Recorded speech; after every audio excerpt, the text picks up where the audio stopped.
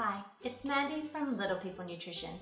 In this video, we're going to be talking about the importance of exposure with fussy eaters.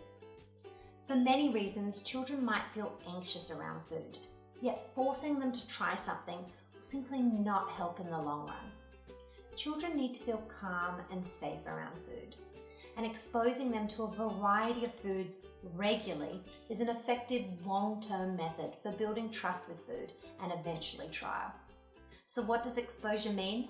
Well, basically, we need to be positive food marketers.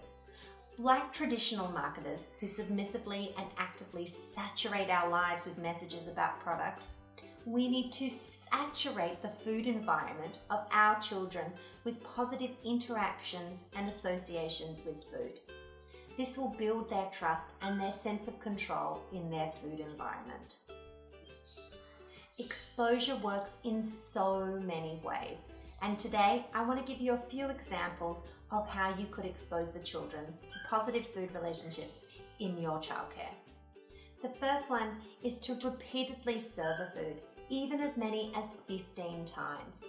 This is one reason why it is important to follow a seasonal menu like the Little People Nutrition Childcare menu, and therefore having the opportunity to use seasonal produce, ingredients and meals to be repeatedly exposed to the children. This is also supported in our childcare menu through sensory play and food education activities. The second area of exposure is parental modelling, and although you don't have much control about that, it is a really good idea to talk to the parents of the children in your care. What and how they eat and how they talk about food is important. Of course, we don't have control over this, but we do have control over peer modelling.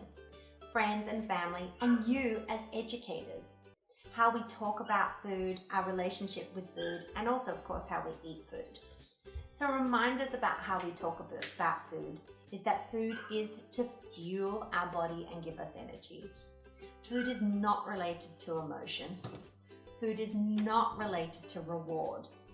Food is never to be used as a bribe.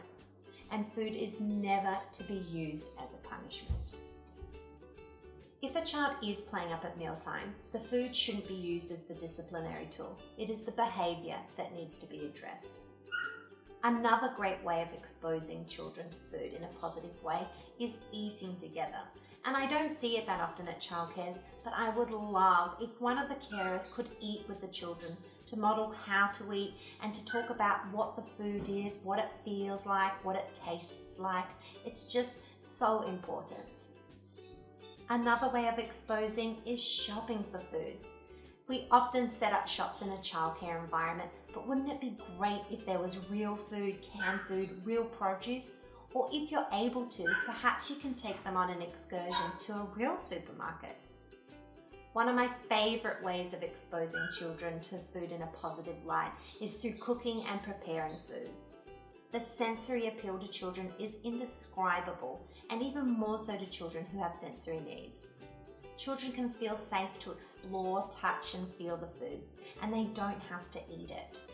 It needs to be made very clear to a child who is in fear of particular foods that they don't have to eat anything.